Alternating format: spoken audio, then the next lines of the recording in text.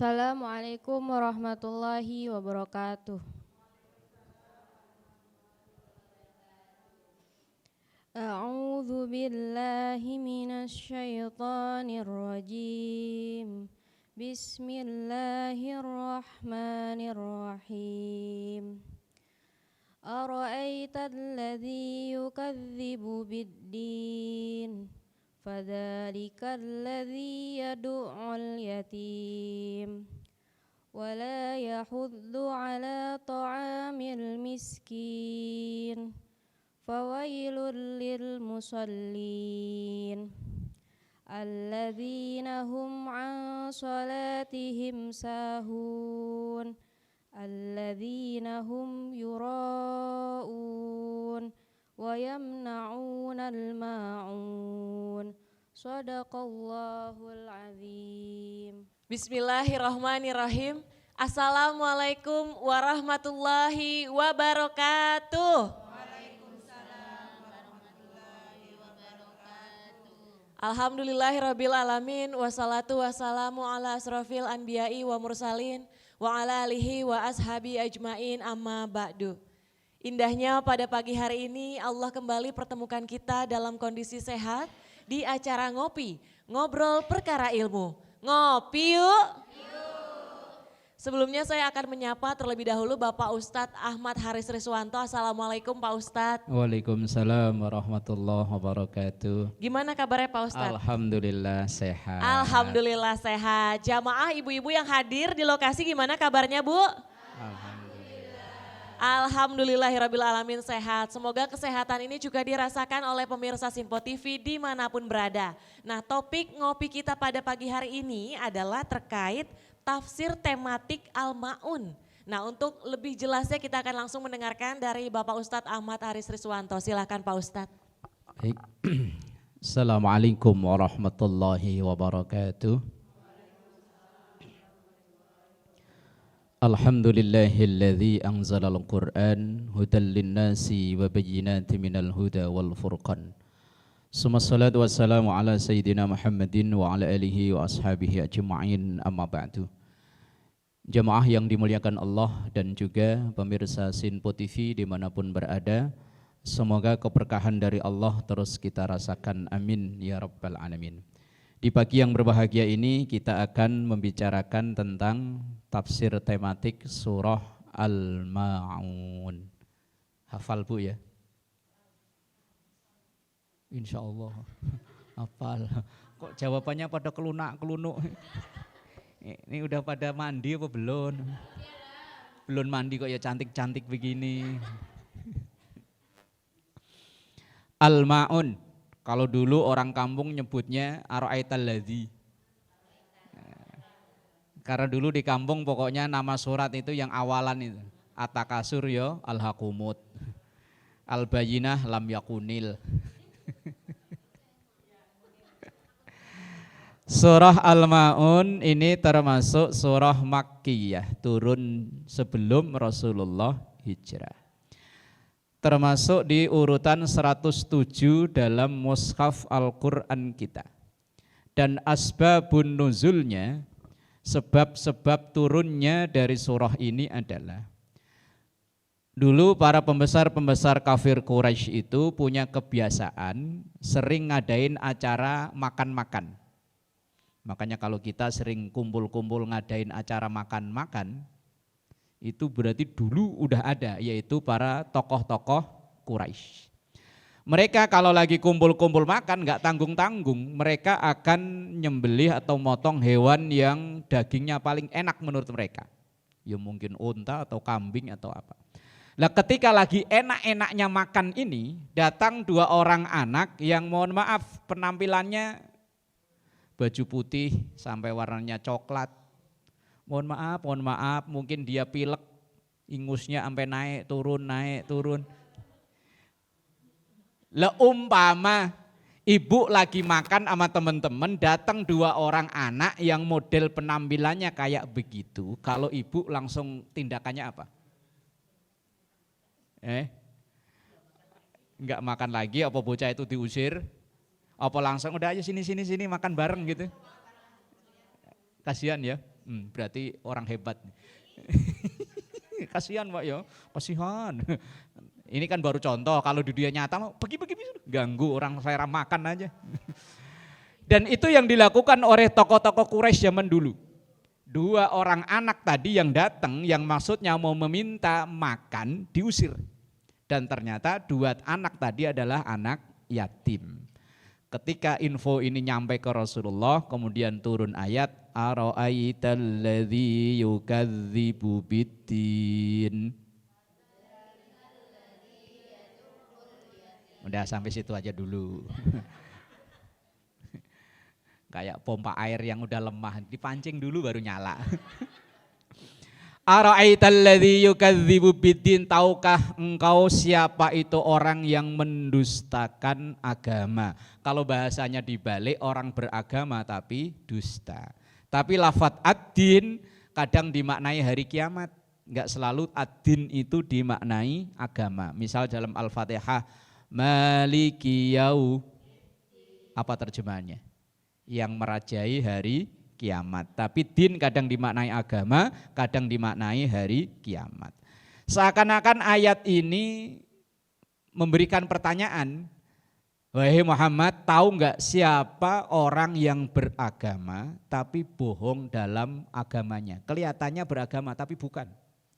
Yang pertama adalah fadzalikal ladzi yad'ul. Mereka orang-orang yang membentak, menghardik anak. Berarti kita enggak boleh sedikit kasar omongan terhadap anak yatim. Lah kalau anak yatimnya badung, dan memang Bu, mungkin Ibu yang ada yang jadi guru TK, guru SD, akan ngalami ketemu anak yang enggak punya bapak, perilakunya akan berbeda dengan anak yang punya bapak. Yang bapak emaknya lengkap biasanya anak-anak duduk, dia duduk. Cuman anak yang enggak punya bapak disuruh duduk malah lari. Disuruh masuk keluar, disuruh nulis main, disuruh main nulis. Kan nyusahin begitu ya. Apakah ketika begitu kita enggak boleh? Kalau tujuannya untuk mendidik, tujuannya bukan kita benci dia, bukan musuhi anak itu, kita sayang. Kalau anak ini dibiarkan malah tambah parah. Maka bukan berarti kita enggak boleh. Menghardik itu artinya orang yang enggak peduli dengan anak. Kadang di masyarakat kita di momen-momen tertentu ngadain santunan, apalagi di bulan-bulan Muharram. Bagus. Dan memang ada hadis, walaupun hadis ini dipersoalkan kesohihannya. Man massaha yadahu ala ra'si yatimin rafa'allahu bikulli sya'ratin darajatan. Siapa yang mengusapkan tangannya di kepala anak yatim, maka Allah akan mengangkat derajatnya sejumlah rambut anak yatim itu. Tapi hadis ini jangan dimaknai tekstual ya. Ada anak yatim sini tong, diusap doang, sok-sok pergi. Enggak dikasih apa, bukan itu. Teks hadisnya memang massaha yadahu ala ra'si yatimin, ngusap kepala anak. Tapi ini sebagai bahasa simbol, ngusap itu sebagai sayang. Kalau memang anak yatim itu kebetulan yang ekonominya enggak bagus ya dibantu dengan duit. Lah kalau anak yatim itu orang kaya, bapaknya orang kaya raya, kontrakannya sekomplek. Yang bantunya bukan duit, yang cara yang lain. Jadi nyantuni enggak harus pakai duit. Apalagi yang lanjutannya itu, sejumlah rambut kepala anak yatim. Berarti kalau anak yatimnya botak, bukan itu. Ini hanya maksa kias bahwa betapa banyaknya pahala yang diberikan oleh Allah kepada orang-orang yang peduli anak. Wallahu a'lam bishawab. Terima kasih Pak Ustadz, nanti usai jeda kita akan lanjut ngobrol terkait dengan makna dari surat Al-Ma'un. Tetap di Ngopi Yuk.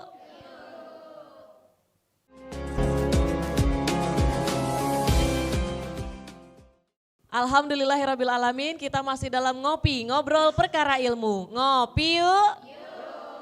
Nah, untuk di segmen kali ini kita akan buka untuk sesi tanya jawab terkait dengan topik obrolan kita, yaitu tafsir tematik Al-Ma'un.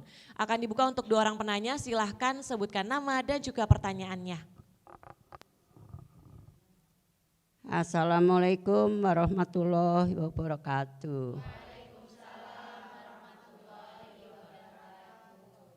Nama saya Mbah Sartini. Saya mau nanya pada Pak Ustadz, bagaimana definisi fakir miskin, definisi fakir dan miskin dalam Islam?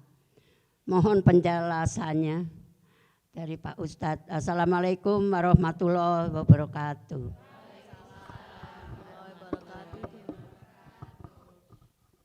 Assalamualaikum warahmatullahi wabarakatuh. Nama saya Ibu Dewi dari Bekasi. Izin bertanya Pak Ustadz, hikmah apa yang bisa diambil dari surat Al-Ma'un? Mohon penjelasannya. Wassalamualaikum warahmatullahi wabarakatuh. Waalaikumsalam warahmatullahi wabarakatuh. Sudah ada 2 penanya Pak Ustadz. Yang pertama, gimana definisi dari fakir dan miskin dalam Islam? Kemudian yang kedua, apakah hikmah yang kita bisa ambil dari surat Al-Ma'un? Silahkan Pak Ustadz. Baik, jamaah yang dimuliakan Allah dan pemirsa Sinpo TV dimanapun berada. Yang pertama, definisi fakir dan miskin itu apa sih? Kalau ibu-ibu ini termasuk fakir apa miskin, apa kaya? Bener nih? Alhamdulillah, kita harus pede bahwa kita ini orang kaya. Kok ketawa ya? Harus pede bahwa kita ini orang kaya. Kaya kan banyak arti ya. Lah yang dimaksud tadi yang Mbah bertanya, fakir dan miskin itu apa? Wong sering kita sebut. Wong kadang kalau pembagian bantuan-bantuan tertentu itu yang ditujukan untuk fakir dan maka kalau ada ibu majelis taklim kok minta daftar berarti dia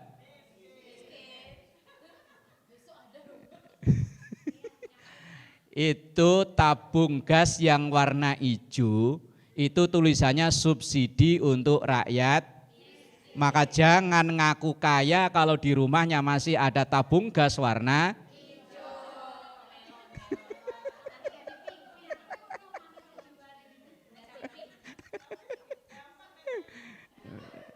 Lah iya kan tulisannya ada tulisannya kan? Lah kalau kita yang make berarti kita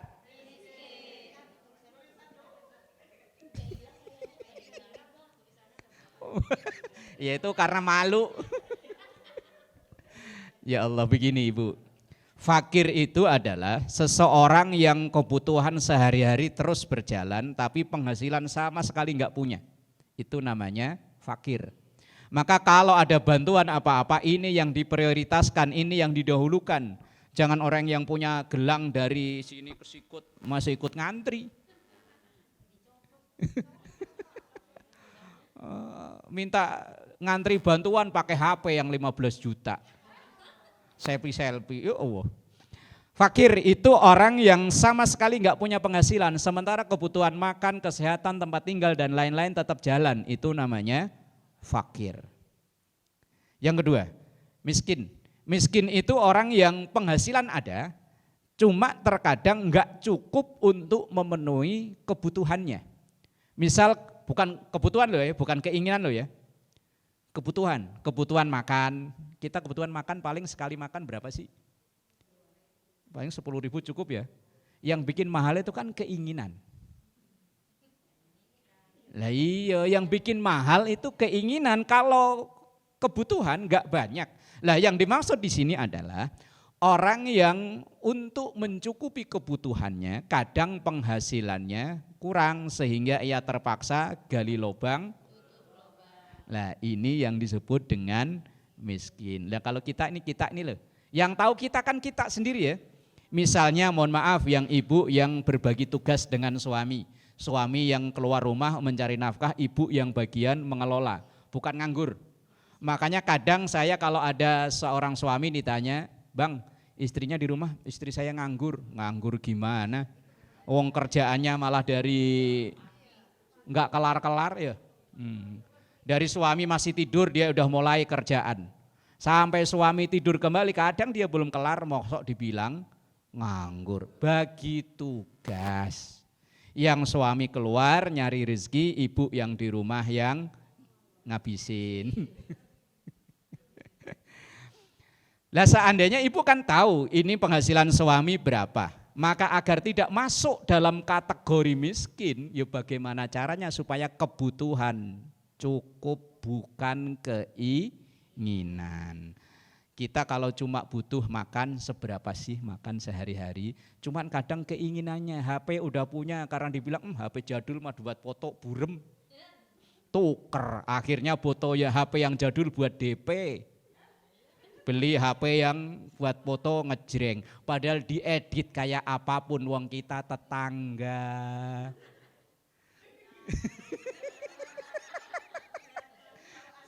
Tahu aslinya, biar HP harganya puluhan juta diedit kayak apa wong kalau orang jauh bisa dibohongin.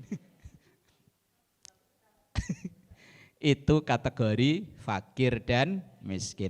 Kalau butuhan tercukupi, bukan fakir, apalagi miskin, bukan. Lah kalau seandainya ada bantuan kita boleh nerima. Lah kalau memang fakir miskin aslinya udah kebagian semua, lah ya kalau dikasih mosok nolak rezeki lah ya. Oh Allah, berarti bukan miskin itu namanya. Kemudian yang kedua, hikmah apa yang bisa kita ambil dari surah Al-Ma'un. Tadi kita juga belum selesai membahasnya. Bahwa Al-Ma'un itu menjelaskan tentang siapakah orang-orang yang bohong atau dusta dalam beragama. Satu, tadi wal fadzalikal ladzi yad'ul yatim, orang yang enggak peduli dengan anak yatim.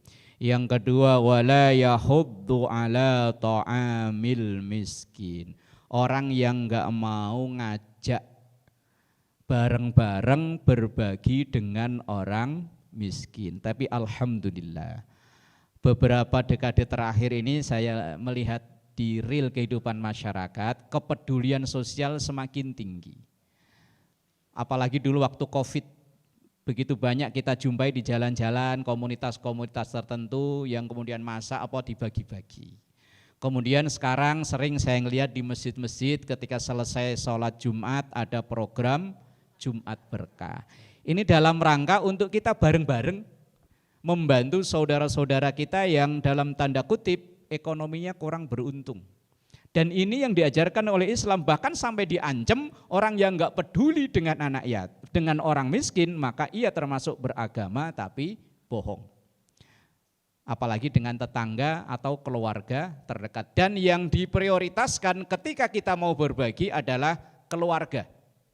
Dalam satu hadis Rasulullah SAW, seandainya orang punya 10 juta, disumbangkan untuk pembangunan masjid, disumbangkan untuk bangun jalan, sama untuk biayai pendidikan anak, maka yang terbesar pahalanya adalah untuk membiayai pendidikan anak. Seandainya kita punya uang, kita sodakokan ke masjid, ke lingkungan dan lain, yang didahulukan adalah keluarga. Apalagi yang menjadi tanggungan wajib. Kalau saya seorang suami, tanggungan wajib saya ya istri dan anak. Dan selanjutnya, wallahu a'lam bishawab. Terima kasih Pak Ustadz, nanti kita akan lanjut terkait dengan topik obrolan kita pada pagi hari ini yaitu tafsir tematik Al-Ma'un. Usai jeda tetap di Ngopi Yuk.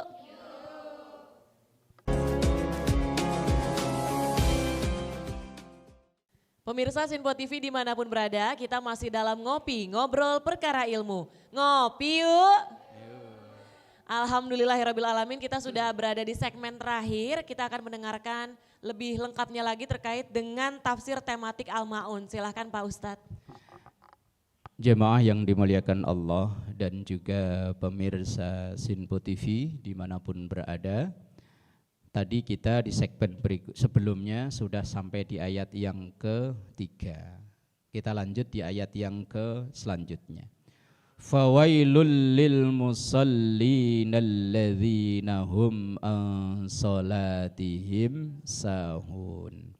Fawailun, celaka. Lil musallin, untuk orang-orang yang sholat. Ini kalau bacanya dipotong di sini bahaya.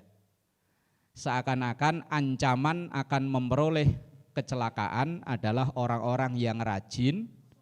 Lah kalau dimaknai terbalik berarti kalau pengen gak celaka gak usah Makanya bacanya jangan dipotong di sini. Lanjut bahasanya. Alladzina hum salatihim, yaitu orang-orang yang lalai dari sholatnya, bukan dalam sholatnya. Orang yang lalai dari sholatnya, bukan dalam sholatnya. Kalau lalai dalam sholat, yaitu kebiasaan kita hari-hari. Sholat dapat 3 rakaat, mulai bingung. 3 apa 4 tadi. Baru 3 kok 3 apa 4. Oh, kadang sujud baru sekali, kayaknya udah 2. Lah kok iya pengalaman. Apalagi ibu lagi demennya belanja online, mesen gamis, ntar mau ikut syuting. Ditunggu sehari 2 hari, katanya hari ini nyampe kok, enggak nyampe-nyampe. Begitu pas hari itu janjinya paket apa itu namanya yang bagian nganter-nganter? Kurir udah WA, Bu hari ini saya mau nganter, ditungguin sampai duhur enggak datang. Begitu jam 1 ibu sholat duhur baru takbir, baru dapat 1 rakaat, depan rumah ada titit paket. Sholatnya dikebut apa dibubarin?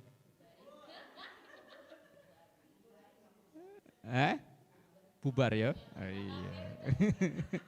Ya Allah. Kalau kita kok ayat ini ngancem orang yang lalai dalam sholat, kita masuk. Tapi ayat ini an sholatihim, bukan fi sholatihim. Alhamdulillah ayatnya an sholatihim kan ya. Kalau fi sholatihim di dalam sholat, kita pelaku semua dah. Imam ini kelihatannya kan kayak orang yang paling benar ya. Paling depan kan kayak orang paling benar. Allah. Baru takbir namanya kalau maghrib bocah bocil-bocil itu ya Allah. Kuek. Itu dalam hati imamnya. Apalagi tetangga kan ngenalin suara. Dasar anaknya si Ano.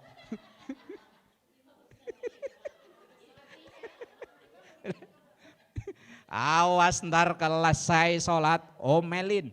Tapi anak sekarang cerdas Bu. Begitu tahiyat akhir mereka bubar. Begitu imamnya assalamualaikum. Oh enggak ada. Makanya yang diancam oleh Allah itu an sholatihim, dari sholatnya, bukan dalam. Dari sholatnya maksudnya gimana? Yaitu orang yang sholat sih sholat, tapi maksiatnya ya tetap jalan, alias kalau orang sono bilang STMJ, sholat terus maksiat jalan. Sholat ya sholat, tapi giliran maksiat ya maksiat.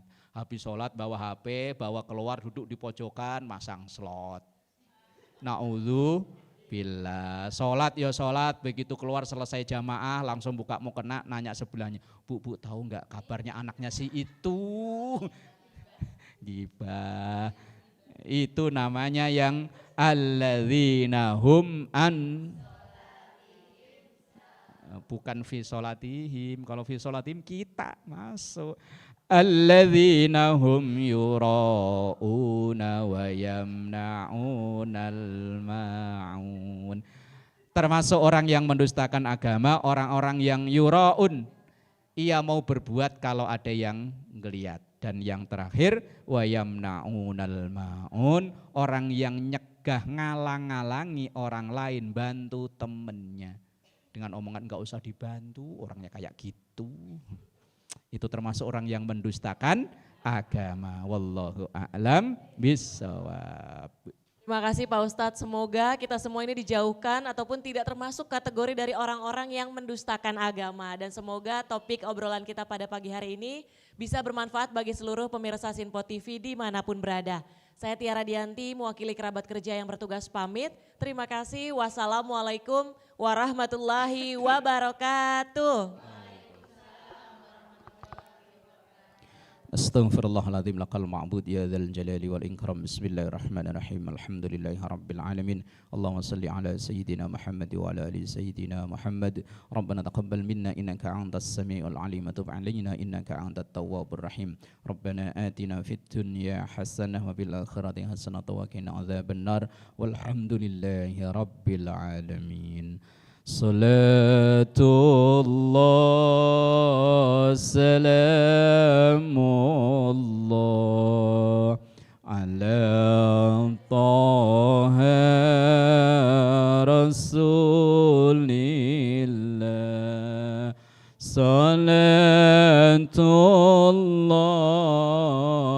Salamullah ala Yasin Habib